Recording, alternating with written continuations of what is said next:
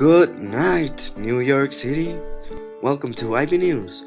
I'm your host, Jimmy Fallon, and tonight we'll be having an economic debate between presidential candidates Donald Trump and Hillary Clinton.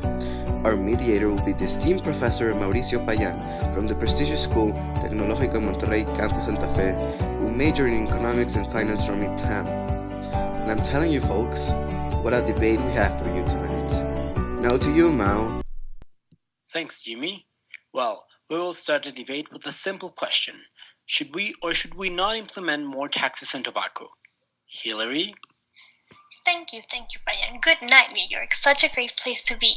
Ain't I right, Jimmy? Well, to answer your question briefly before I start explaining the economic concepts behind taxes on tobacco, I must say yes. We must implement higher taxes on tobacco. With that money, we can invest it on the education and the health of our citizens. The citizens are what matter the most, not the big companies. A market at equilibrium with no external effects or influences is referred to as socially efficient, implying a resource allocation that is efficient in the eyes of the society. It is when an optimal allocation of resources is not achieved that markets are prevented from being perfect. It is in this case when social surplus is not maximized, and thus we say that a market failure comes up. When the market fails, the government clearly has to take actions upon the matter so as to try to correct the failure. This matter implies a negative externality of consumption, which emphasizes the idea that when people consume the product, there is a negative effect on other parties. When there is an external cost, then this must be added to the costs of the consumer so as to show the cost that society has. When a negative externality comes into action, the marginal social benefits are less than the marginal private benefits, and thus we observe how the MPV curve is in a higher position than the MSB curve, showing by the gap the externality that the market is experiencing. Smoking cigarettes is in a way seen as beneficial in the eyes of the consumer, meaning that it brings to them some private benefits, but clearly this creates external costs for second-hand smokers. Consumers ignore the externality that they are producing and continue to smoke. Consumption will rise off to a point in which an overconsumption is created, as observed in the graph, with point Q2, which will also raise prices up to point P1. Since the costs to society are going to be higher than the marginal social benefits, the market will experience welfare loss, and thus the social surplus will not be maximized, and eventually market failure will occur. So as to solve the issue and thus regain the social optimal point of the market in which MSC equals MSB and social surplus maximizes, we have to deal with the matter with the use of indirect taxes. If we decide to place an indirect tax on cigarettes, then the marginal social cost curve would shift to the left because costs are raised. Thanks to the tax, we see how Q2 goes back to its initial position QE, which is the socially efficient quantity, although the price will be higher, P2, than that of social optimality, which its revenues used to correct some of the effects that the externality caused. Why are we even focusing on this? Don't you see it? The real problem is China. Those idiots trying to make us believe in global warming, taking our jobs and thinking they are so great.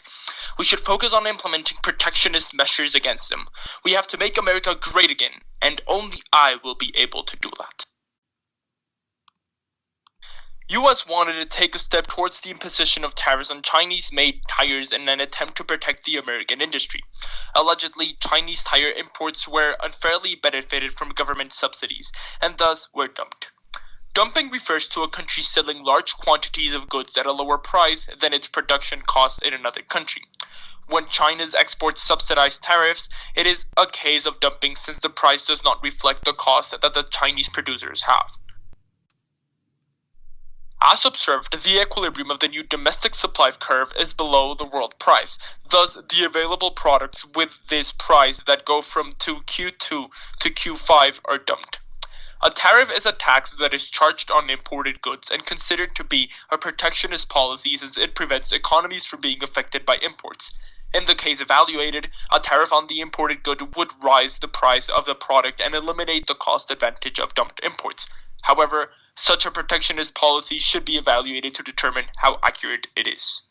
A tariff on Chinese-made tires is a tax charged on imports. Any tax imposed causes the supply curve to shift, in this case upwardly the supply curve by the amount of the tax.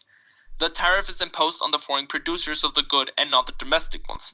Before the tariff, Q2 tires were consumed at a price of P1. Domestic production was at point Q1 and imports were from Q1 to Q2 depicted with the larger arrow. Once the imposition of the tariff, the world supply curve shifts upwards, which takes the world price from PW to PW plus T. And as the basic law of demand states, as the price rises, demand falls, leading demand to fall from Q2 to Q3. Domestic production is now at point Q4 and thus leading Chinese producers to supply only from Q4 to Q3, depicted by the smaller arrow. Since domestic producers increase their production, their revenue increases from A to A plus B plus F plus G plus H. The tariff is paid to the government by foreign producers, and thus the revenue falls from B to plus C plus D plus E to C plus D. The government now receives the tariff revenue, which is I plus J. You see, Hillary, it's primary school stuff. How can you not know that? The Chinese are the problem here. We have to act now before they grow too powerful. We have to show the world that America is and will be the greatest always. But hey, we don't have problems only with China. Take the Trans-Pacific Partnership, also known as the TPP. Obama thinks we shouldn't implement strong protectionist measures with our own tobacco, that we should just make some policies about it. Well, I think he's wrong. We must protect American jobs from other big companies around the world. By using protectionism, we can create jobs in America and implement tariffs and quotas on tobacco companies from abroad. This will generate more money for the government to use and spend in health and education. Don't you see it? This is the best thing we can do.